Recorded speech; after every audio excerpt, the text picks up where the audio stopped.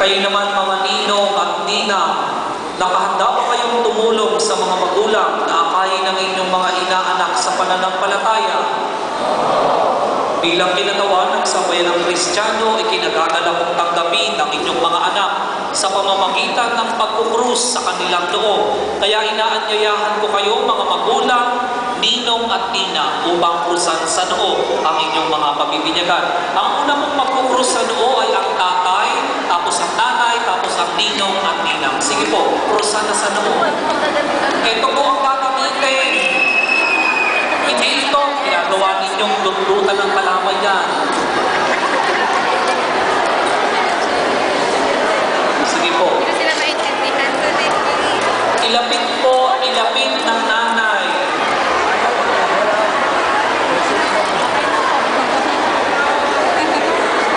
Ito po pala nila.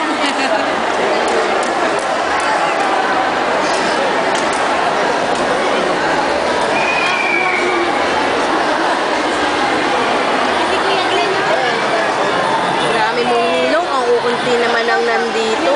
Pag nakakrus na po sa noo ang mga ninang-ninang, bumalik na po sa kanilang upuan. Pero nakatayo. Yan, balik na po. Hindi naman po bibigang ipang kukrus at mga bibigay na kabukakan naman niya. Napakainay. Tumayo po ang lahat. Sumayo ang Panginoon. Tumayo kayo. Nasa unahan pa naman kayo eh. O, kaunting tahimik po.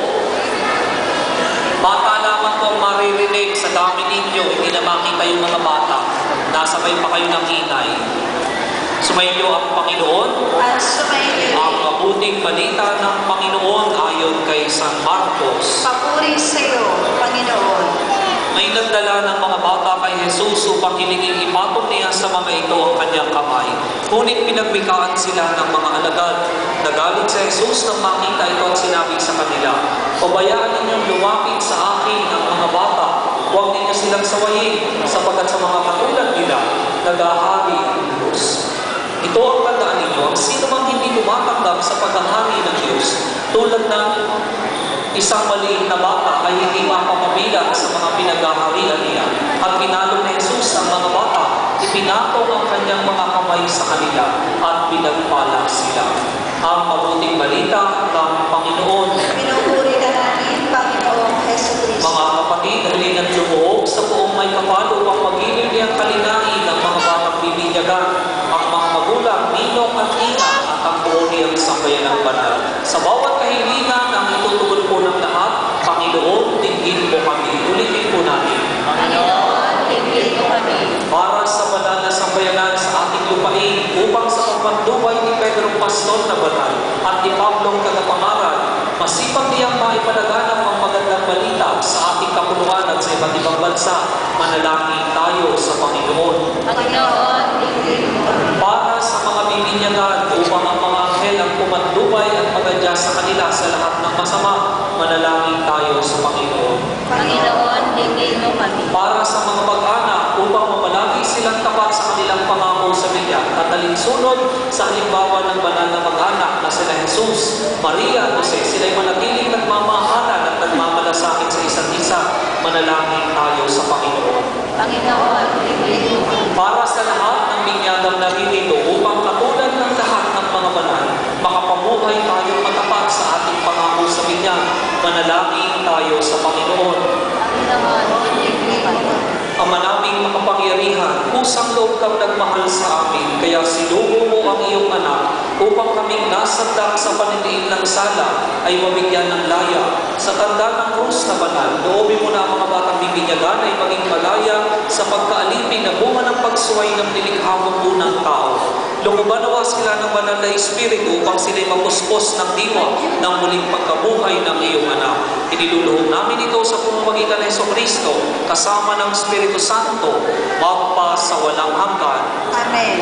Pagtatakwil sa kasalanan, mga minamahal na magulang, ninong at nina, noong tayo ay binyagan, tayo ay sabay nalimig kasama ni Kristo upang kasama rin niya tayo ay makabangon at makapagbagong buhay bilang tanda ng inyong pananagutan sa paghubog ng inyong mga anak.